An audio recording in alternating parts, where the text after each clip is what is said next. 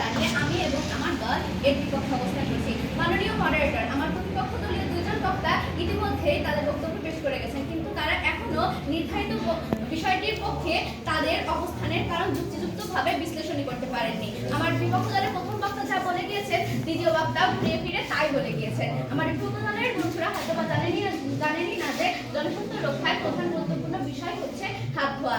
এই জন্য হাত ধোয়ার গুরুত্ব বোঝাতে একে এ রেসিপি ফর হেলথ বলে আখ্যায়িত করা হয়েছে। মাননীয় মডারেটর, আমাদের শরীরে যেসব রোগ জীবাণু বাইরে থেকে প্রবেশ করে তা মূলত আসে আমাদের হাত থেকে এবং আমাদের শরীরে বিভিন্ন রকম রোগের সৃষ্টি করে। এই জন্যই বলা হয়েছে ক্লিন হ্যান্ড সেভস লাইফ। আমরা যদি প্রপার ওয়েতে রানিং সেফ ওয়াটার দিয়ে হাত ধুই, তাহলে আমরা যেমন নিজেকে রোগ জীবাণু থেকে রক্ষা করতে পারি, তেমনি অন্যদেরকেও আমরা সংক্রমণ থেকে বিরত থাকতে পারি।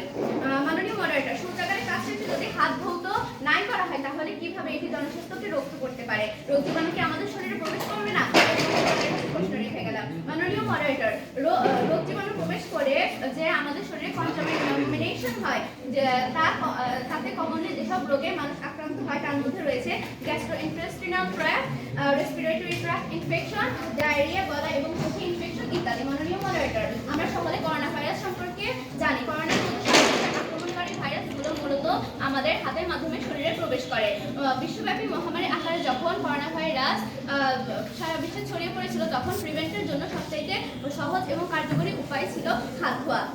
মাননীয় মডারেটর, হাত যদি সঠিকভাবে না ধোয়া হয়, তাহলে বিভিন্ন ক্ষতিকর ব্যাকটেরিয়া আমাদের শরীরে প্রবেশ করে এবং শরীরের অভ্যন্তরে থাকা ভালো ব্যাকটেরিয়াগুলোকে ধ্বংস করে দেয়, যার ফলে আমাদের শরীর দিন দিন দুর্বল হয়ে পড়ে। এক্ষেত্রে আমরা যদি সঠিকভাবে হাত ধুই, তাহলে ক্ষতিকর ব্যাকটেরিয়াগুলো আমাদের শরীরে প্রবেশ করতে পারবে না এবং আমাদের শরীরের ইমিউনিটি সিস্টেম ডেভেলপ হবে। মাননীয় মডারেটর, বিশ্বব্যাপী প্রতি বছর জনসচেতনতার জন্য